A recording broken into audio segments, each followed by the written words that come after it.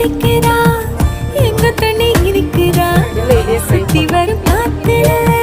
சுட்டு ஈரல் மடக்குதா முட்டை கோழி பிடிக்கவா முறைப்படி சமைக்கவா எலும்புக கடிக்கையில் என்ன கொஞ்சம் நினைக்கவா ருசிக்கவா சமைச்ச கைய கொஞ்சம் ரசிக்கவா முடக்கத்தா ரசம் வச்சு மடக்கத்தான் பாக்குறேன்